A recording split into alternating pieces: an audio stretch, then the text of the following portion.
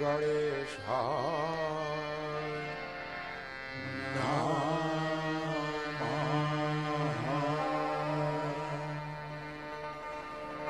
श्री सरस्वत्यै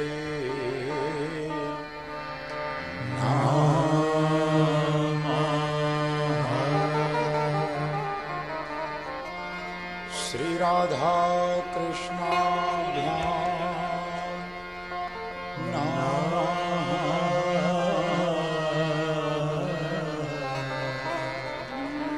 श्री सीतारामाभ्यां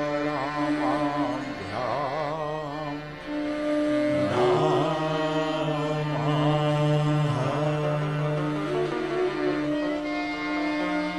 ओम श्री हनुमते नमः।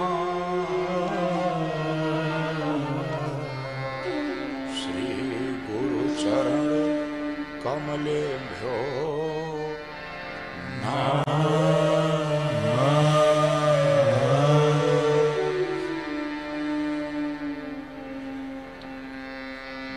ध्येयं सदा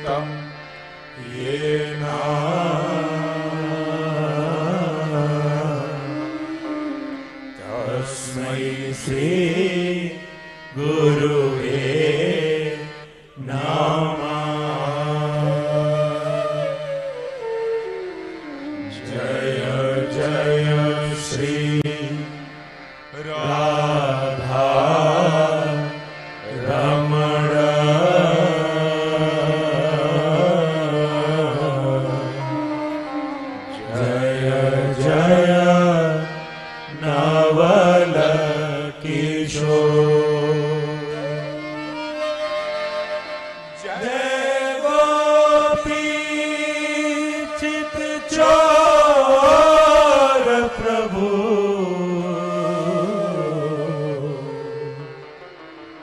जय जय माखन चोर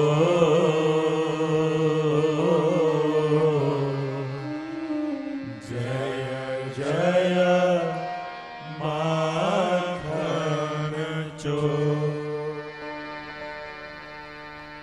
आइए मन और वाणी को पवित्र करने के लिए, चित्त को एकाग्र करने के लिए कुछ क्षण भगवत नाम संकीर्तन।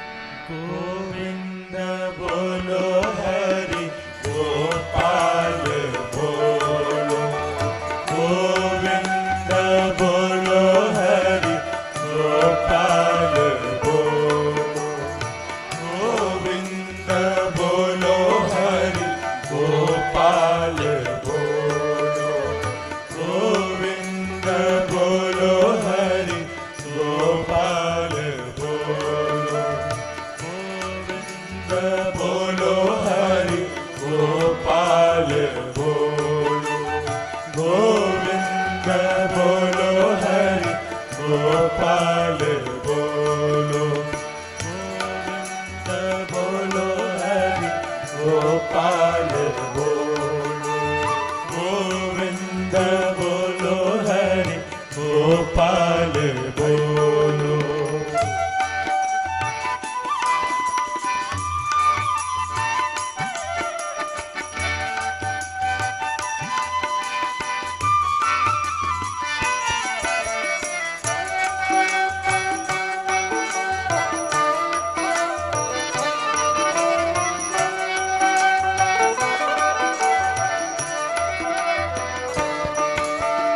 गोविंद बोलो हरि गोपाल बोलो, गोविंद बोलो हरि गोपाल बोलो, गोविंद बोलो हरि गोपाल बोलो, गोविंद बोलो हरि गोपाल बोलो, गोविंद बोलो हरि गोपाल बोलो, गोविंद बोलो हरि गोपाल बोलो, राधा रमण हरि गोविंद बोलो, राधा रमण हरि गोविंद बोलो, गोविंद बोलो हरि गोपाल बोलो, गोविंद बोलो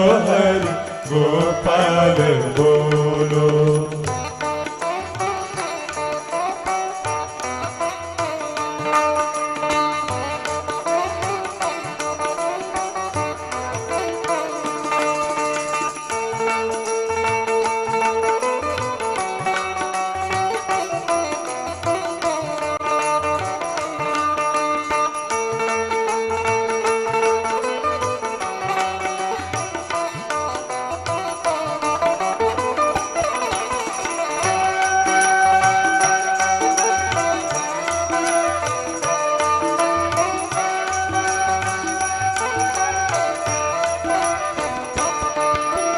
गोविंद बोलो हरि गोपाल बोलो, गोविंद बोलो हरि गोपाल बोलो, गोविंद बोलो हरि गोपाल बोलो, गोविंद बोलो हरि गोपाल बोलो, गोविंद बोलो गोपाल बोलो, गोविंद बोलो गोपाल बोलो, आधार मण हरि गोविंद बोलो, राधा रमण हरि गोविंद बोलो, गोविंद बोलो हरि गोपाल बोलो, गोविंद बोलो हरि गोपाल बोलो,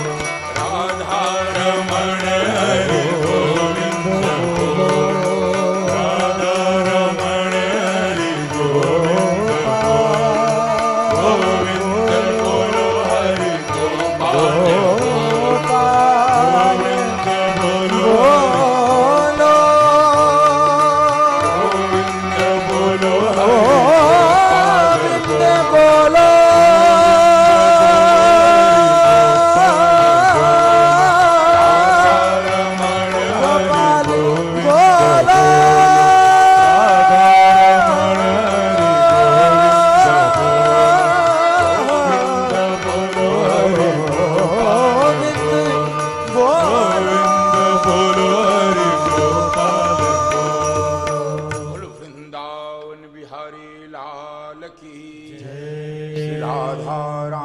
सरकार की जय। श्री भागवत भगवान की जय। श्री व्यास भगवान की जय। राजा रामचंद्र भगवान की जय। श्री हनुमान जी महाराज की जय। गंगा मैया की जय। भारत माता की जय। श्री सुखदेव महाराज की जय। सद्गुरुदेव भगवान की जय। नमः पार्वती पतये हर हर महादेव।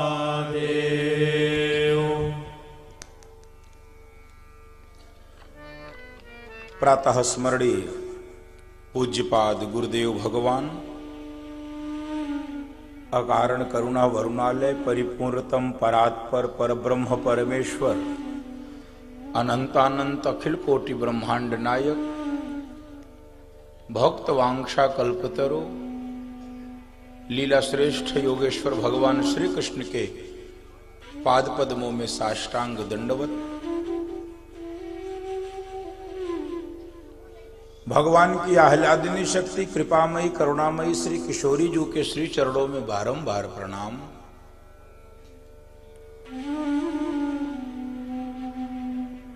वैष्णवों का परम धन, कलिकाल के कलुषित प्राणियों के चित्त को पवित्र व शांत करने वाली श्रीमद् भागवत संहिता महापुराण, एक उस बालक की कथा को हम सब श्रवण किए जो 5 वर्ष की अवस्था में अपने मां के निर्देशन से और नारद जी जैसे समर्थ गुरु का आश्रय प्राप्त करके ध्रुवलोक को प्राप्त कर ली। भगवान का दर्शन हुआ। बंधु माताओं, इन कथाओं से केवल एक बात समझने की है, 5 वर्ष के बालक में भी ये जिजीविषा, ये जिज्ञासा, ये पिपासा जग सकती है। पूर्व जन्म के भी संस्कार रहते हैं, ऐसा नहीं है पूर्व जन्म के संस्कार नहीं होते। पूर्व जन्म के संस्कार होते हैं तो मां के वचन चिंगारी में आग का काम करती है। पूर्व जन्म के संस्कार में राख जम जाती है, लेकिन किसी गुरु के वचन, किसी मां के वचन, किसी की प्रेरणा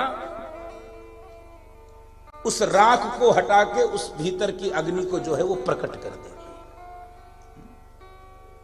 ये गत जन्म के संस्कार से भी होता है। कई बार लोग कहते हैं कि पत्नी की डांट से गोस्वामी तुलसीदास बन गए। यदि पत्नी की डांट से कोई तुलसीदास बनता तो हर मोहल्ले में 4-6 तुलसीदास पैदा होते। कारण बन गया। वही जो धूल जमी है वो हटाने का काम पत्नी की। नारद जी के वचन या मां के वचन उस धूल को हटा दिया। तो ध्रुव जी को भगवान का दर्शन हुआ। भगवान ने कहा वर मांगो। कहे कुछ नहीं चाहिए, आप मिल गए, हमको कुछ नहीं चाहिए। कहे नहीं, गीता में भगवान ने कहा ये यथाम माम प्रपद्यन्ते तांस तथैव भजाम्य हम, जो जिस भाव से आता मैं उसको वो प्रकट करता हूं, वो देता हूं। तो चूंकि सिंहासन पर गोद में बैठने के लिए इच्छा थी, जाओ ध्रुव 36,000 वर्ष तक शासन करो भगवान ने, और उसके बाद तुम ध्रुव लोक को प्राप्त करोगे। तुम्हारे लिए एक दिव्य स्थान में बनाता हूं। बंधु माताओं, भगवान की प्रेरणा व कृपा व दर्शन प्राप्त करके आज ध्रुव जी घर कर लौट रहे हैं। दर्शन कीजिए। आज वो माता जिसने गोद से उतार दिया था, वो सुरुचि मां जिसने गोद से उतार के कह दिया जाओ जंगल में, तुमको इस गोद में बैठने के लिए मेरी कोख से पैदा होना पड़ेगा, इसी उलाहना किया था सुरुचि मां ने। और आज वही सुरुचि मां ध्रुव जी के स्वागत के लिए खड़ी है सबसे आगे। तो क्यों ऐसा हुआ?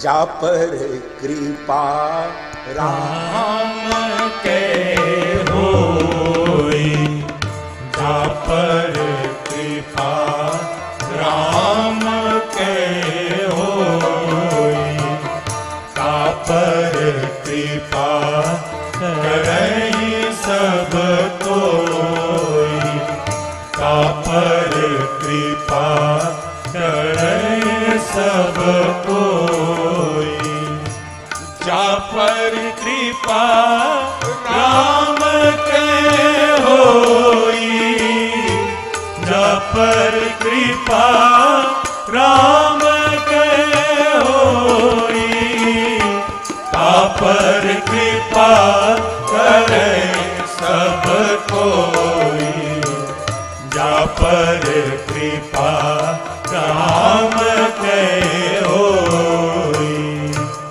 जिस पर भगवान की कृपा हो जाती है उस पर सारा संसार कृपा करने लगता है बंधु माताओं।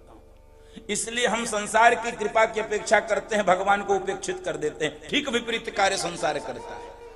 हम संसार के लोगों से चाहते हैं उनसे हमको, बंधु माताओं, हम जिस माया के कारण भगवान को उपेक्षित करते हैं, माया पकड़ना चाहते हैं, वास्तविकता ये है माया माया सब भजे, माधव भजे न को। और जो कदापि माधव भजे तो परिणाम माया चेरी हो। वो माया आपके चरणों की दासी हो जाती है बंधु माता। यदि संसार को छोड़ के, माया को छोड़ के माधव को व्यक्ति भजता है, आप कल्पना कीजिए 5 वर्ष का बालक भगवान के लिए क्या तड़प थी। भगवान ने ध्रुवलोक दे दिया, ध्रुवलोक दे दिया। 36,000 वर्ष तक शासन किया और भगवत पार्षद प्रकट हुए कि चलिए ध्रुव जी, समय पूरा हुआ। और विमान लेकर आए हैं, दूसरा विमान साथ आया है, आगे आगे ध्रुव जी की माता और पीछे पीछे ध्रुव जी भगवान को प्राप्त किए। बोलो भक्त वत्सल भगवान की जय। इन्हीं ध्रुव जी महाराज के वंश में आगे महाराज अंग बड़े धर्मात्मा राजा हुए। क्योंकि जो भी कथा सुखदेव जी सुना रहे हैं उसमें कोई ना कोई हेतु छिपा है, कोई ना कोई उद्देश्य छिपा है, कोई ना कोई कारण छिपा है। ये निष्प्रयोज्य कोई भी प्रसंग नहीं है कि केवल सुनाने के लिए सुनाया जा रहा है। उसमें कोई ना कोई सूत्र है, कोई ना कोई सार है, कोई ना कोई उद्देश्य है, महत्व है उसका। सामान्य जीवन में हम जीवधारियों के लिए उसका कुछ ना कुछ महत्व है। उस महत्व को हम सबको खोजना है अपनी महत्व बुद्धि से। और अधिकांश मैं बोल देता हूं कि ये सूत्र है इस प्रसंग का। महाराजा अंग बड़े धर्मात्मा राजा थे, लेकिन उनका विवाह मृत्यु पुत्री सुनीता की देवी के साथ हुआ तो परिणाम स्वरूप जो पुत्र हुआ वो एकदम नास्तिक और अनीश्वरवादी हुआ। नाम था वेल, नाम था वेल। तो अपने पुत्र से दुखी होकर बंधु माता, लोग कहते हैं ना, जो किसी से नहीं हारता, आगे बोलो, हाँ आगे वाला आपको बोलना है। हाँ सानी जी ठीक है, जो किसी से नहीं हारता। देखो महात्मा जिस पुत्र के लिए लोग रोते हैं, आज वो पुत्र इतना दुखी कर दिया कि घर छोड़कर, राज्य छोड़कर भागना पड़ा। राज्य छोड़कर भाग गए। अब राज्य में राजा ही नहीं है तो फिर राज्य कैसे चलेगा। सैनिक दौड़े घोड़े लेकर, सैनिक घोड़े लेकर दौड़े, खोजे महाराज को। महाराज अपने ही राज्य की एक गुफा में छुप गए और सैनिक देश विदेश में घोड़े दौड़ाकर महाराज को खोज रहे हैं। बंधु माताओं, जैसे कुयोगी जन हृदय में स्थित भगवान को देखते नहीं है। बाहर तो खोजते रहते हैं, लेकिन हृदय में जो भगवान बैठा है उसकी उपेक्षा कर देते हैं। हृदयस्थ भगवान को ना देखकर संसार में चक्कर काटते, वैसे ही ये अपने राज्य में छिपे हुए महाराज को अपने राज्य में न खोज करके बाहर कर गए। और बंधु माताओं, हृदय में जो भगवान है वो दिखता कैसे है? हृदय वाला भगवान दिखेगा कैसे? ये तो समस्या है ना। तो समाधान क्या है? समाधान मानस से लेना पड़ेगा। समाधान मानस से बालकांड का दूसरा श्लोक, भवानी शंकरो वंदे श्रद्धा विश्वास रूपिणो, याभ्याम विना न पश्यन्ति सिद्धा स्वांतः स्थमीश्वरम। वो हृदय वाले स्थित भगवान को बड़े बड़े योगी भी नहीं देख सकते, वो भी नहीं समझ पाते। क्यों? क्योंकि श्रद्धा और विश्वास के बिना देखा नहीं जाता है। तो वो दो आंखें हैं, श्रद्धा और विश्वास, जिसको भागवत में कहा गया ज्ञान और वैराग्य। ये इन्हीं दो नेत्रों से हृदयस्थ परमात्मा का दर्शन होता है। नहीं तो आप बताओ, न होता तो व्यक्ति कैसे आंसू बहाता ठाकुर जी की कथा सुनकर, कैसे उनके दर्शन करके उनके नेत्रों से निर्झर झरझर आरचू है। लेकिन श्रद्धा चाहिए, विश्वास चाहिए बंधु। अब महाराज जब नहीं मिले तो संतों ने विचार किया कि बिना राजा के राज्य कैसे चलेगा, तो अंततः वेन को ही राजा बना दिया। वेन राजा बना दिया। अब जब नास्तिक व्यक्ति राज पर बैठता है, गद्दी पर बैठता है, तो परिणाम क्या होता है? नास्तिक व्यक्ति गद्दी पर बैठता है तो सबसे पहले उसने घोषणा की और एक प्रस्ताव पारित कराया, न यष्टव्यम न दातव्यम न होतव्यम द्विजा कुचित इति न्यायार्धत धर्मम भेरी घोषेण सर्वसः। कोई यज्ञ नहीं होगा मेरे राज्य में, कोई हवन नहीं, कोई भोजन भंडारा नहीं, कोई कथा प्रवचन नहीं, बंद करो। जब जब इस देश में भी ऐसे नास्तिक लोग गद्दी पर बैठे हैं, आफत हो गई बंधु माताओं। जन्माष्टमी के त्योहार बंद करा दिए गए। कहे नहीं अब जन्माष्टमी नहीं मानेगी, अब रामनवमी पे जुलूस नहीं निकलेगा। आप देखिए ऐसे नास्तिक व्यक्ति जब गद्दी पर बैठते हैं, और ये भी कह दिया कि सुनो, तुम लोगों का अभ्यास है बिना भोजन भंडारे के, बिना यज्ञ के, बिना कथा प्रवचन के रह नहीं पाओगे, तो ऐसा करो, यदि तुमको भगवान पूजना ही है तो भगवान को मत पूजो, जिस भगवान को तुम कभी नहीं देखे हो। राजा भी भगवान ही होता, हमको पूजो। वेनाय नमः मंत्र जपना है तो बोलो ओम वेनाय नमः, और स्वाहा बोलना बोलो ओम वेनाय स्वाहा। ऐसे भगवान बनने की भी चेष्टा लोग करते हैं। भगवान की महिमा को घटा के ऐसे बहुत सारे समाज में संप्रदाय बढ़ गए हैं बंधु माता। ऐसे बहुत सारे संप्रदाय बढ़ गए जहां राम कृष्ण भगवान शिव राधा इनकी पूजा नहीं कराती, अपनी पूजा होती। क्षमा कीजिए, ऐसे संप्रदाय देश में बढ़ रहे हैं। मेरी पूजा करो, इसी में राम है, इसी में कृष्ण है। फिर राम में कौन है? फिर कृष्ण में कौन है? फिर कृष्ण में तुम हो क्या? ऐसे संप्रदायों से बचना चाहिए। मेरी हाथ जोड़कर प्रार्थना है, मेरा किसी से कोई विरोध नहीं है, बस मुझे सनातन की मूल व्यवस्था की स्थापना करना है। मेरा विरोध किसी से नहीं। सबकी दुकान चले अच्छा है, मुझे कोई आपत्ति नहीं, लेकिन जहां माल बनता वही बंद हो जाए, फैक्ट्री ही बंद हो जाए, दुकान चलेगी कैसे? फैक्ट्री बंद हो जाए, दुकान कैसे चलेगी? और बंधु माताओं, संतों को इस आचरण से बहुत दुख हुआ, बहुत कष्ट हुआ। इस प्रकार से अधर्म का आचरण मेरे राज्य में। और संतों ने इतनी तेज क्रोध में हुंकार भजी, एकदम धड़ाम से वेद धरती पर। वेन को हिला डुला के देखा, अरे ये तो गया। संतों ने विचार किया, अरे हम तो इसको सुधारना चाहते थे, ये तो सिधार गया। हम तो इसको सुधारना चाहते थे, अभी सिधार गया। अब क्या करें? देखो, संतों का काम है राजनीति में शोधन करना। हम तो राजनीति नहीं करते हैं, लेकिन शोधन करना हमारा काम है। हाँ, सदैव धर्म सत्ता के नीचे राजसत्ता चलनी चाहिए भारत में। धर्म सत्ता ऊपर रहे, राजसत्ता नीचे चले, ऐसा। तो वेन का मंथन किया गया संतों के द्वारा। तो जब मंथन हुआ तो एक काला कलूटा निशीथ पैदा हो गया। उसने कहा, बोलो क्या आज्ञा है महाराज? कह चुप करो, तुमसे कुछ नहीं होगा। पुनः बाहु का मंथन किया। बाहु का राजा है ना, बाहु का ब्राह्मणो मुखमासित बाहु राजन्य कृता। बाहु का मंथन किया तो एक दिव्य चिन्हों के साथ, शंख चक्र गदा पद्म के साथ एक बालक प्राकट। और इस बालक को देखकर संतों के मन में आनंद हुआ कि लगता है भगवान अब हमारी समस्या के समाधान के लिए आ गए। तो मंथन से बालक प्रादुर्भूत हुआ, इसलिए संतों ने नाम रख दिया पृथु। क्या नाम रखा? पृथु। इन्हीं ध्रुव जी महाराज के वंश में महाराज पृथु का प्राकट। तो सबने इनको चक्रवर्ती की गद्दी पर बिठा दिया। तो जो सूत मागध बंदी जनते वो महाराज की जय हो जय हो जय हो बड़ी प्रशंसा किए, फूल माले से लाद दिए। महाराज पृथु ने कहा बस रुक जाओ, अस्तभा शांत हो जाओ, यही मुश्किल है तुम लोगों के साथ। अभी गद्दी पे बैठा नहीं, अभी मैंने कुछ किया नहीं राज्य के लिए धर्म के लिए, और तुमने जय जयकार कर दी।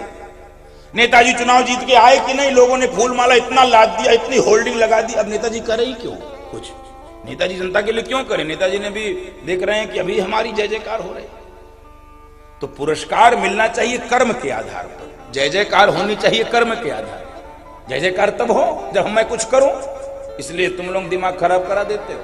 बंधु माताओं, मुझे ऐसे भागवत के और रामकथा के अनेक पात्रों को पढ़ते समय ये ध्यान में आता है, ऐसे बिरले पात्र मिलते हैं संसार में भी।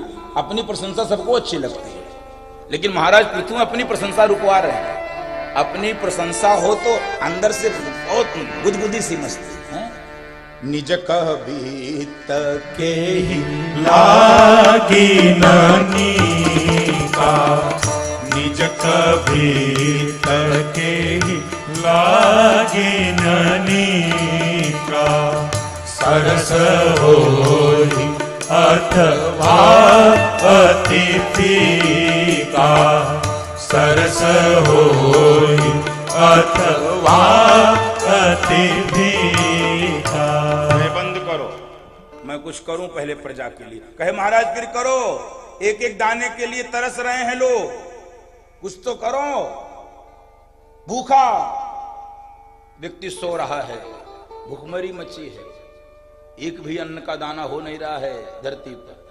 महाराज पृथु ने आदेश किया, हे वसुधा, एक अन्न के दाने को लेकर हजारों अन्न में इसको बदल दो, हमारे राज्य में धन धान्य से इसको समृद्ध करो। वसुधा ने निरादर किया महाराज पृथु की आज्ञा का। एकदम से महाराज ने तलवार निकाली, मैं वसुधा तेरा वध कर दूंगा। वसुधा प्रकट हो गई हाथ जोड़ के, महाराज क्षमा करो, वैसे तो मैं सस्य श्यामला हूं, लेकिन जब इस धरती पर अधर्म अन्याय अत्याचार पापाचार मांसाचार मदिराचार व्यभिचार बढ़ जाता है, अधर्म का शासन होने लगता है, तब मैं अपने रत्नों को छिपा लेती हूं, तब मैं अपने धन धान्य को छिपा लेती हूं अपने गर्भ में। लेकिन जब आप जैसे कोई धर्मात्मा राजा इस पे धर्म की ध्वजा फहराने के लिए प्रकट होते हैं, तो मैं सारे रत्नों को प्रकट कर देती हूं। महाराज अब आप आए हो, धर्मात्मा हो, आपके पूर्वज के आचरण से मैं सारे रत्नों को छिपा लेती, लेकिन जब आप आए हैं तो मैं अब। और बंधु माताओं, महाराज पृथु के प्रताप के कारण ही इस वसुधा को, इस धरा को पृथ्वी नाम से भी जाना जाने लगा। उन्हीं के प्रताप के सुंदर नगर ग्रामों की व्यवस्था की है। और महाराज पृथु ने ये विचार किया कि चलो धर्म के काम को भी किया जाए, तो ये राजा का कर्तव्य होता है, तो यज्ञ करना प्रारंभ किया। और जैसे ही यज्ञ करने लोग प्रारंभ करते थे, सबसे चिंतित हो जाता था इंद्र। इंद्र को लगता था कोई शतक्रतु ना हो जाए, और जो शतक्रतु हो जाएगा वो इंद्र की पदवी पा जाएगा। इंद्र कोई व्यक्ति नहीं, इंद्र गद्दी है, इंद्र आसन है बंधु माता।